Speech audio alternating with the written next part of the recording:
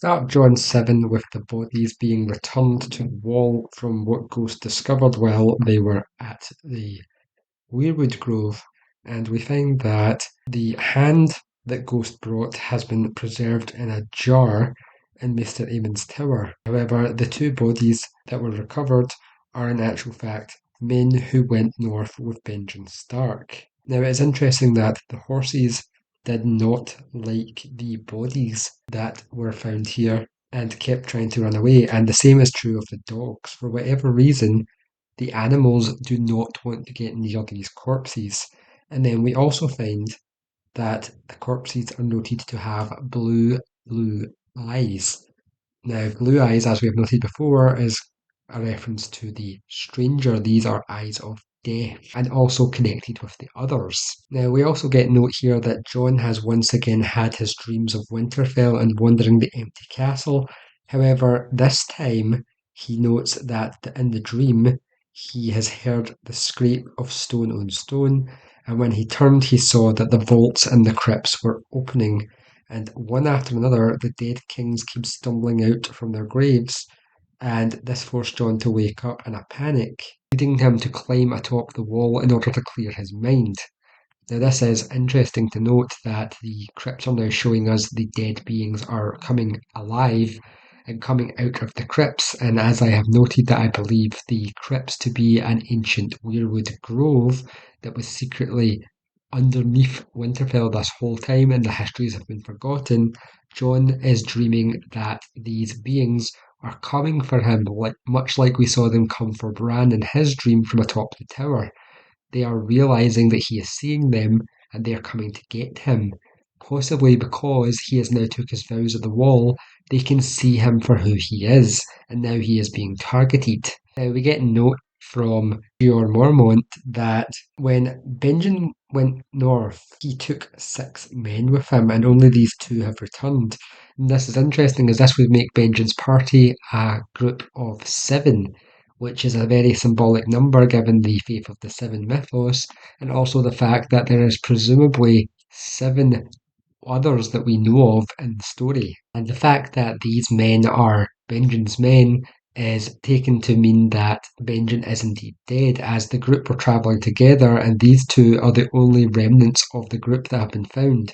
So it seems most likely that the symbolism about the others taking people with connection to Benjen is true. Benjen has been taken by the others, he has been killed. Now, Mormont is enraged and curious as to how these bodies got so close to the wall without anybody noticing while ranging, as he even notes one of them has a hunting horn on him, so why was this horn not sounded and why was it not heard by the wall? The bodies are examined for how they died, and we see that one of them was most likely killed when the other took their axe to his neck, and it is noted that the other appears to have wounds all over his body, implying that one of them most likely turned and the other had to fight him off. And it is noted that the eyes on him are blue as sapphires, which again ties into my gemstone theory. The sapphires are the blue eyes of death. It is revealed to us that it is only a half day's ride from Castle Black, so this would logically take place at least the next day following what happened in the previous John chapter. And then they note the paradoxes in the dead bodies, as one comments that they must not have been dead for more than a day. However, Sam points out that blood surrounding the bodies is absent, much like it was in the event of the prologue chapter, as it is noted that even when Ghost ripped off the hand, there was no blood from the stump. If this was a fresh body, as they believed, then it would make sense that there would be blood around the body. And it is curious, as it is noted that even this north of the wall, if the body was more than a day old, then they would smell the rot in them. The body would be fermenting and dissolving, but they are not, and it is implied that these bodies are definitely older than 1 day old, given that the inside of the blood veins are not bleeding but instead crystallized. And then they make note of the fact that the animals avoid the bodies. Not even wild animals have attempted to consume or desecrate the corpses, so there is definitely something off about them. And then they also make the note of the fact that they didn't have blue eyes before, implying that there is something supernatural at play here, as they are all on edge with how weird this all is. The men immediately, upon realizing something is amiss here, declare that they want to burn them. However, Gior decides against this, as he wants Mr. to study them to find out what is going on. Upon returning to the wall, we discover that a raven has just arrived, which has made everybody very noteful of Jon, as he can feel their eyes upon him, in particular Sir Alistair, who gives him even the creepiest of smiles out of spite because he knows something is wrong. Jon is summoned to Mormont's chambers, and we find that as soon as he enters, the raven begins screaming corn at him, and then the old bear growls and orders Jon to retrieve a cup of wine for himself and Jon. Mormont drops the philosophy that what we love the most ends up destroying us every time, and we find that he even notes that just like how hunting was Robert's love and ended him, Jorah, his son, was ended by the fact that he loved his young wife, a vain woman, and if not for her, he would have never sold those poachers, giving us a little bit of insight into Jorah and his backstory and motivations. And it is revealed to us that the contents of the letter not only told of Robert's passing, but also of Ned's treason. So this is taking place at least long enough after Ned's failed coup that a raven has managed to get from King's Landing to the wall. Jon is enraged and upset by the fact that he has learned Ned is imprisoned and his sisters are likely captives, and he is, as now a sworn member of the Night's Watch, unable to do anything about it. And he even goes on to think that perhaps the girl's wolves might help keep him safe, before he realises that Lady is dead and Nymeria is lost. They are all alone, showing us once again a parallel to the idea that these wolves were in fact sent by someone in order to protect the Starks. Now we find that in the mess hall, Sir Alistair mocks Jon, which leads to Jon pulling a dagger and then rushing him to try and take him out of his anger. However, we see here that interestingly, Sam is the one to get between them.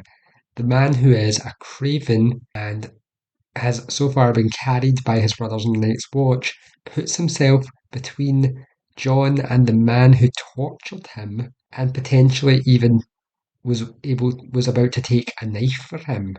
So this is very out of character for Sam to do. And now, while Jon is confined in the cell with Ghost to keep him company, he falls asleep only to awake to find that it is extremely cold and that Ghost has become almost mad, scratching at the door and trying to get out. And we discover that Jon's door is in actual fact unlocked, which is odd if he's under confinement, and the guard outside the door is sprawled across the floor, dead, his head having been twisted completely around.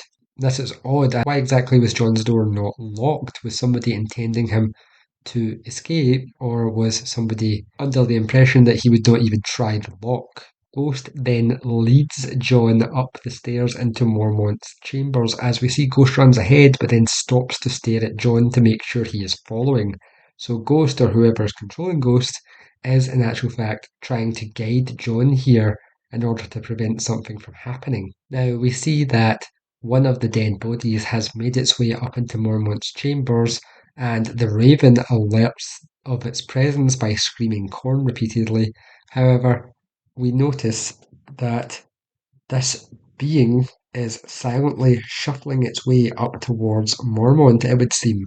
Now, it is noted that the room is in complete darkness until Jon pulls down the curtains, allowing the moonlight to flood the room, implying that the moon itself must be at least ripening towards full at this point. And he finds Ghost, who has attacked the creature, as being overpowered as it is slowly putting its hands around his neck and choking him to death, until Jon decides to cut off its hand, which notably is said to create a very strong and gagging smell. Now we see that despite being dismembered, the other continues to move, doesn't bleed, and also appears to be able to move its digits independently even if they are severed. and we find that it does not appear to have any indication that it can wield weapons. As we saw in the previous chapter, it was noted that one of the two dead bodies was killed with the axe of the other. However, the axe was nowhere to be found, and like what we saw with the wildlings, there was no indication that the weapons were lying around the bodies. So, for some reason, these dead beings are so horrific they don't even need to wield weapons. And then we get the horrific, disturbing attempt of the creature to kill John as it takes its dead hand and forces its fingers down his throat to try and choke him, before Ghost himself jumps upon it and pulls it off of him. When Mormont is awoken from his sleep and appears with a lantern in his hand, the raven begins to scream of burn, and so John, realizing that the fire is the key because of the raven, grabs the lantern and then throws it upon the drapes that he throws over the other.